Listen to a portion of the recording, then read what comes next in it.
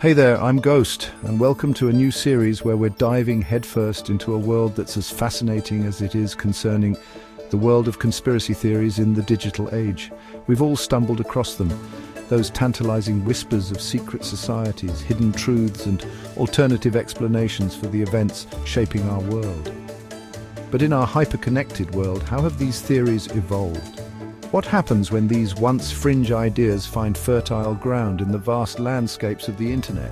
Today we'll explore how the internet and social media have transformed the way these theories spread and, most importantly, their impact on society at large. So buckle up, we're about to unravel a complicated web. Before the internet, conspiracy theories were like whispered rumors in a crowded room, intriguing perhaps but confined to smaller circles. Think about it. You might have a chatty uncle at Thanksgiving or a stack of photocopied newsletters passed around a dimly lit meeting hall.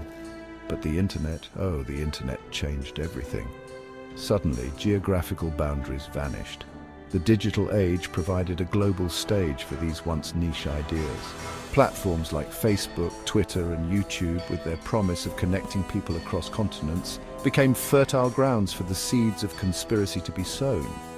But there's a crucial factor at play here: algorithms. These invisible lines of code, designed to keep us glued to our screens, play a significant role in amplifying these theories.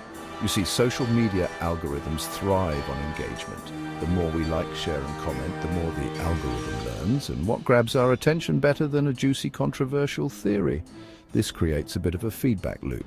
The algorithm, hungry for engagement, feeds us more of what we click on, creating echo chambers where we're primarily exposed to information that confirms our existing beliefs, whether they're based in reality or not.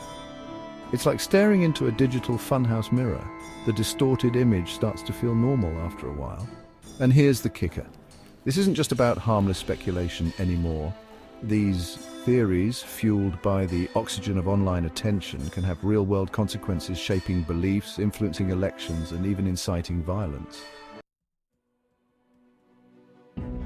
So, we know the internet provided the platform, but how do these theories actually gain traction? How do they leap from the digital fringes to the mainstream?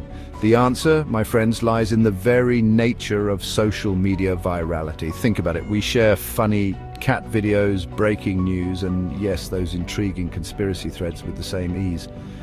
But remember those algorithms we talked about? They play a key role in this process. They're designed to promote content that generates high engagement, and let's be honest, nothing gets people talking, sharing, and debating like a controversial or shocking claim. And it's not just algorithms. Online communities, often formed around shared interests or beliefs, can become fertile ground for these theories to take root and flourish. In these echo chambers, dissenting voices are often silenced, and the constant reinforcement of shared beliefs creates an illusion of consensus. Adding fuel to this fire is the spread of misinformation and disinformation. Misinformation, often spread unintentionally, can be just as damaging as deliberate disinformation campaigns orchestrated by groups with specific agendas. These campaigns often exploit existing political or social divides, preying on our fears and biases to manipulate public opinion. The goal? To sow discord, undermine trust, and ultimately influence our actions in the real world. And action. Chapter 3. The Psychology of Belief. Why we're drawn to conspiracy theories. Now, you might be thinking, okay, algorithms and online echo chambers play a part, but what about the individual? Why are we so drawn to these theories in the first place? Well, that's where things get really interesting. You see, it's not just about lack of information or critical thinking skills. Conspiracy theories often tap into deep-seated psychological needs, providing a sense of order and control in a world that can often feel chaotic and unpredictable. They offer simple, easy-to-grasp explanations for complex events, appealing to our innate desire for patterns and meaning. Think about it.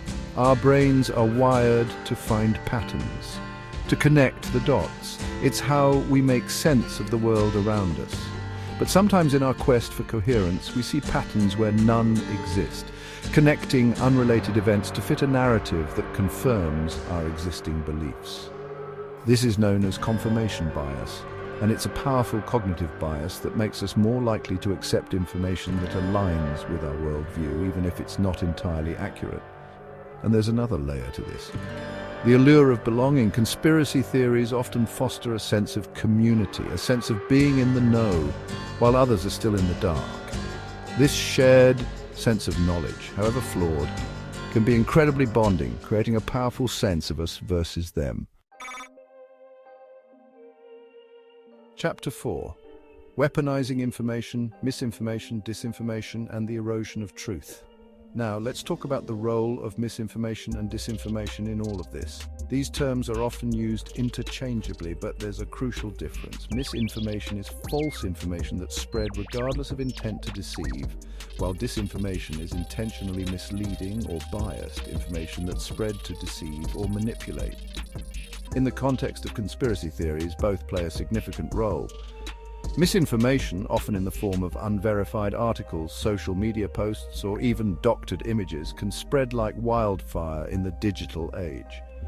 A simple retweet or share can amplify a false narrative to millions, and once it's out there, it's incredibly difficult to reel back in. Disinformation campaigns, often orchestrated by state actors or politically motivated groups, are even more insidious.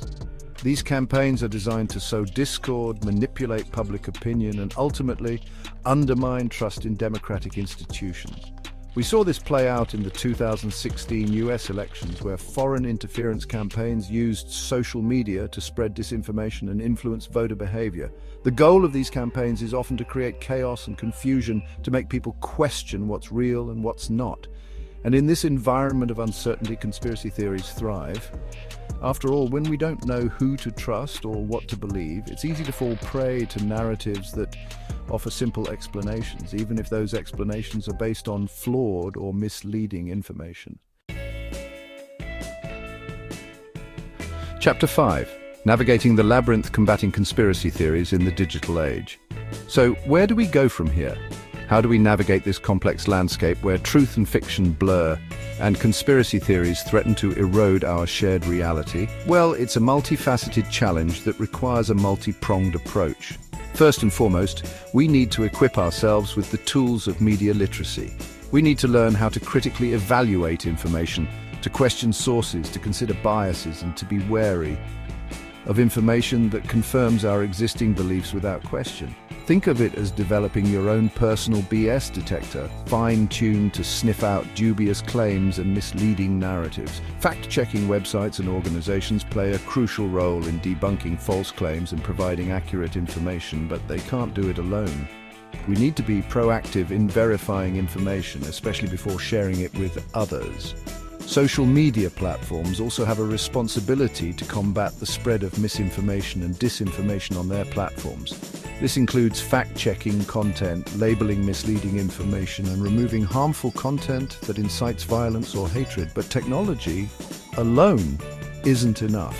We also need to address the psychological factors that make us susceptible to conspiracy thinking. This includes promoting critical thinking skills, teaching people how to identify and challenge their own biases, and fostering empathy and understanding across ideological divides. Ultimately, combating conspiracy theories in the digital age requires a collective effort. It requires individuals, educators, journalists, policymakers, and tech companies to work together to create a more informed, resilient, and truth-literate society. Outro: staying critical, staying informed. Thank you for joining us on this exploration of conspiracy theories in the digital age. I know it's a lot to process, but it's more important than ever to understand how these theories spread and the impact they have on our world.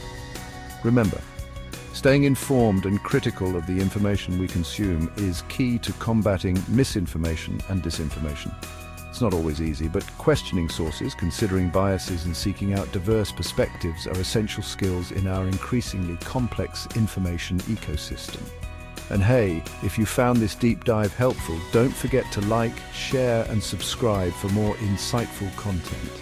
Because in a world awash in information, knowledge is power. Until next time, stay curious, stay critical, and as always, thanks for watching.